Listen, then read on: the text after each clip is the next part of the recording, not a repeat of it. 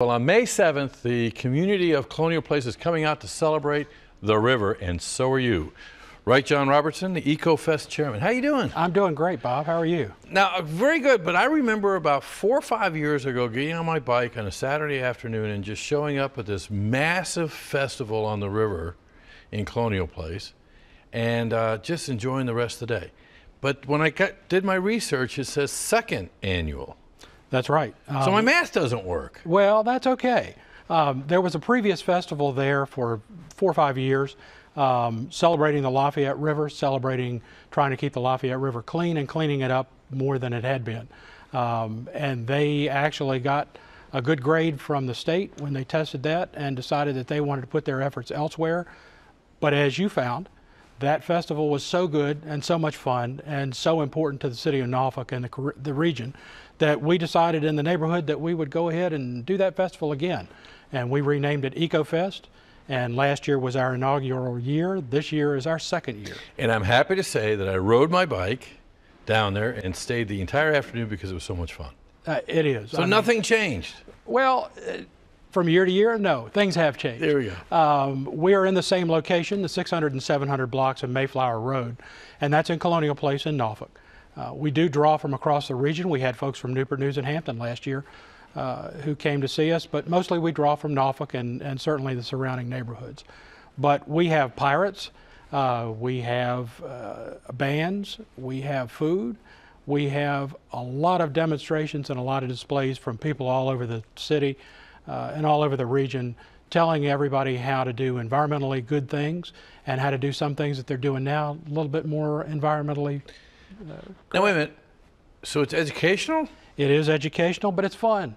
And fun and education go together. We have games for the kids. We actually have a thing called Scoop the Poop, where kids learn to pick up Let me guess, stormwater's involved in this, Stormwater right? is involved in that, absolutely.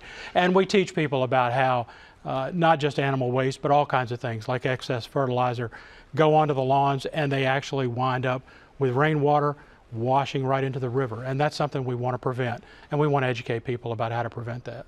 You know, I think it's ironic because there used to be the status was to have the nice green, pure, beautiful lawn. So true. And now it seems like because of Baystar Homes and Riverstar Homes and that, the expectation is that you're more concerned about the environment than you are necessarily about pristine, right? Well, a lot of times that green lawn is an indication that a lot of things are going into the river that we don't want to go in there.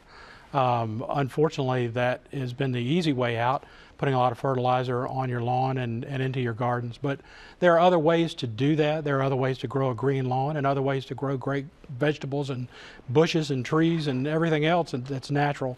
And there are ways to do that without the fertilizer. And we want to show people how to do that. That's cool. Okay, John, I'm going to be really blunt. This morning on one of the shows I watch in the morning, they had the next door neighbor of the Full House. And she was complaining about everybody coming over to the Full House and watching and taking pictures, and it was a nuisance to the neighborhood. That's the normal behavior of having a festival in a neighborhood. The neighborhood would say, why are all these people coming in? Why did the Civic League say we want to have it? Well, the Civic League and neighbors in the neighborhood and other people who are not even in our neighborhood coming together, and what we do is the people who are in the 600 and 700 block of Mayflower Road are very gracious. They enjoy the festival almost as much as we do, even though it is in their front yard, so to speak. It is. And even though we do have to shut down a couple of roads around there to be able to have the festival, the neighborhood comes together, the people come together because it's so important for us to do this work.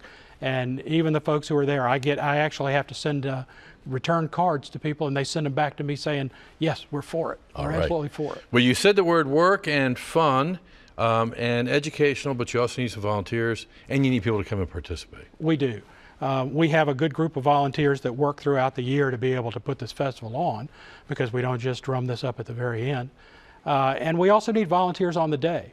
And I would encourage anyone who wants to be a volunteer, and we certainly need as many as we can get, to go to www.ecofestnorfolk.com, and look on the volunteer link there, and you can sign up to be a volunteer. And there's a lot of other information where you're able to find out what fun there's going to be on May 7th. Exactly right. Thanks a lot, John. Thank you, Bob. Hey, when we come back.